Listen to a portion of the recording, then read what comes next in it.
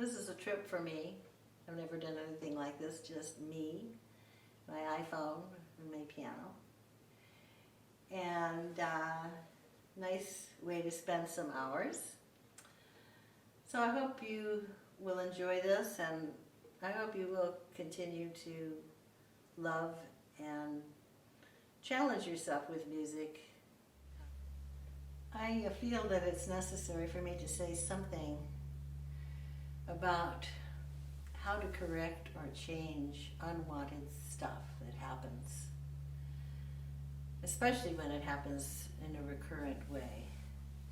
So these are recurrent wrong notes or memory lapses that you fix and are back. They're like weeds that grow in the garden. So I have several thoughts about this, which I'd like to share. Habits in general are like reflexes, and you know they just go off like a wrong note happens before you even realize it. And so the question of how to change it becomes a question of how do you stay awake? I mean, you know that you have to play a different note, but changing it is not so simple. So you have to do this with more than the mind. You have to have a cueing system that goes through your whole body, and you have to practice that in so you are able to take out that wrong note and put in something else. So you have to unlearn it and then relearn it. So you need emotional expression, or you need some kind of physical change, or both. You have to maybe inflect the passage differently, or shape the harmonies differently so that this happens ahead of the place where the wrong note happens or the little memory lapse happens.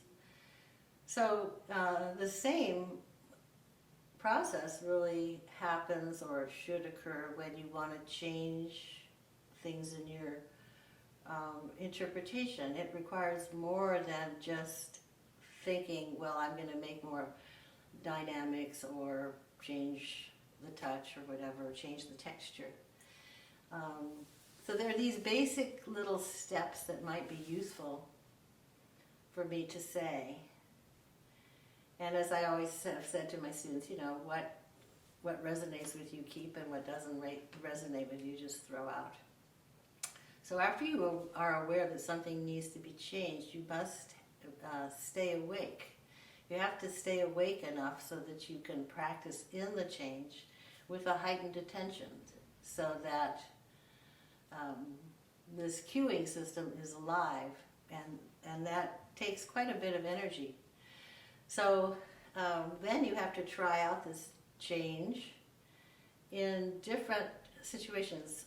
Like, for instance, you can go to the piano, especially if you're not an early bird, at 7 o'clock in the morning, and play the piece through and see what happens. See if the change holds, or play it for somebody, or play it for your dog, or, you know, things like that. Record it.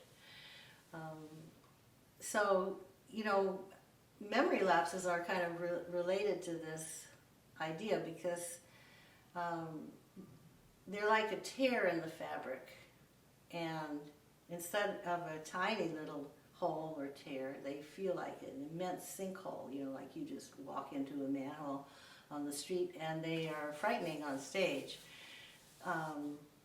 So, you know, during playthrough, you can feel the difference between a simple little accident, a wrong note, a finger twister, or a passage that's not really learned 100%, that has not gone through your body entirely, and maybe you also don't have a good interpretive, definite plan for that place.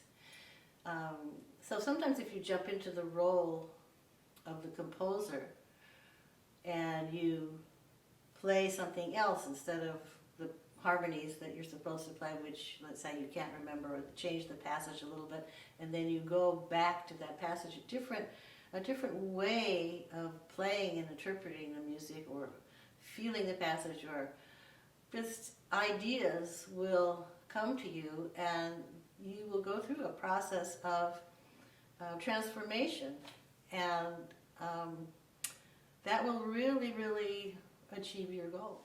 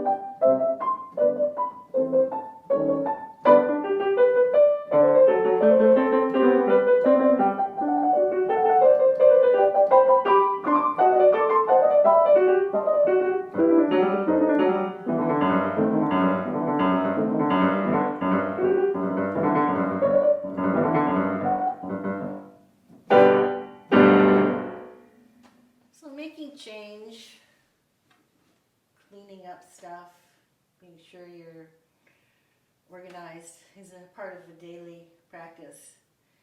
So here are a few examples. Some have to do with harmonic inflection, some have to do with physical timing. But you know, every lock has a combination, and part of practicing is playing with your play muscles and finding out where that click in the combination is.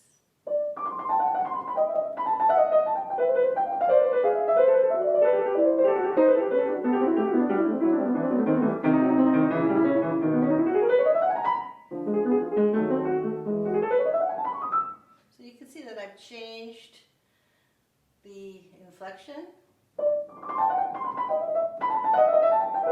So if I want to change it even more,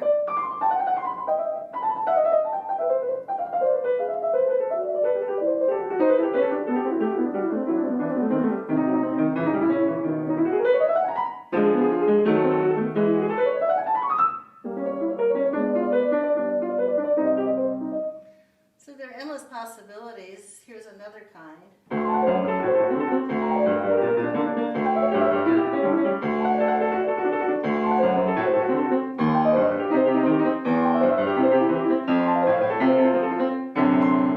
That has to do with faster lateral movement.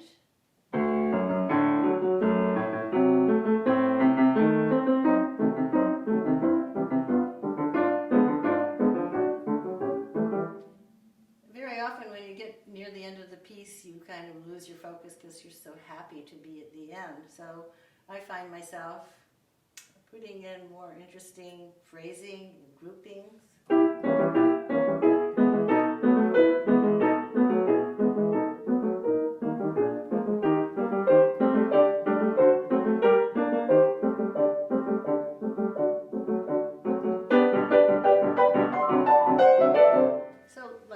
So these are just a few little examples for you. So one of the things about playing is whether you come over and you play for yourself, like, you know, it's one day in the life of, this is today. And maybe I should come over tomorrow and play the same pieces again. They'll be different, because it's not possible to duplicate in that sense.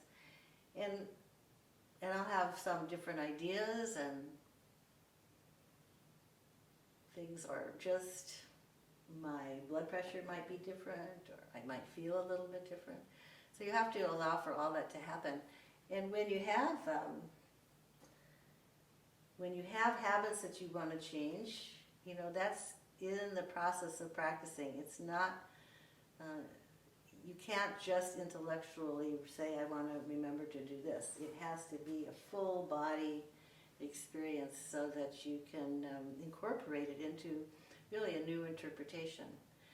And so when it comes to physically playing the piano too, I'm a firm believer that your physical motions should be part of the expression of the piece and not work against the music. So those are some thoughts. And, you know, everybody has a personal and authentic voice, regardless of how well you play or how talented, or if you don't think you're talented or whatever. I would just put that aside, and it's really important to approach your practicing and whatever performing you do with love, and to cherish and respect your own authenticity, because that's really what's important for everybody, including yourself.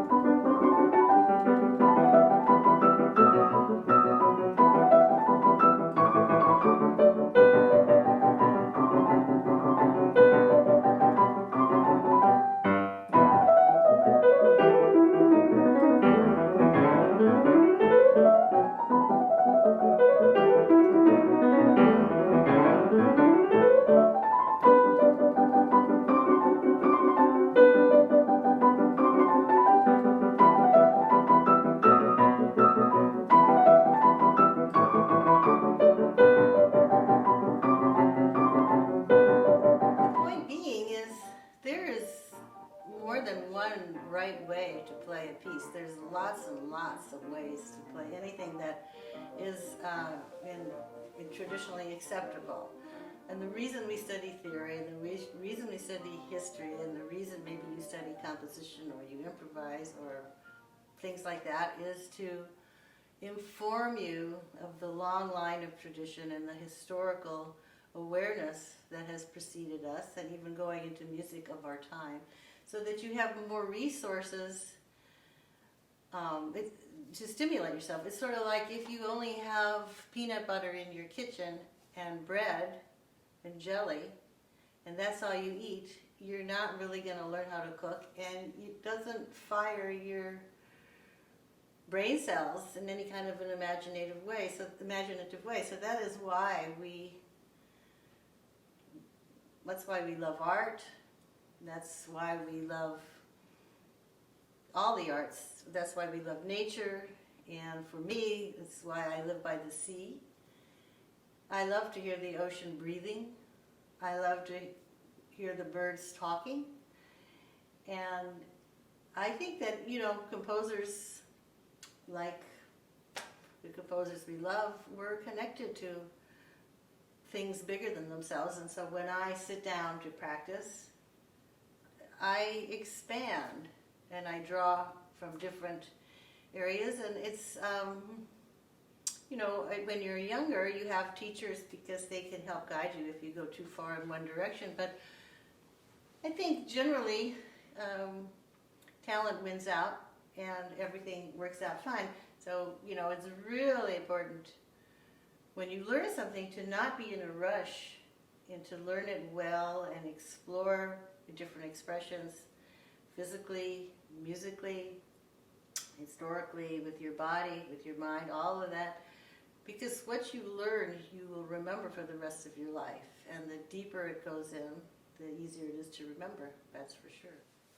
So just as a way of saying goodbye, and this is the end of this little project, I'd like to say what I learned.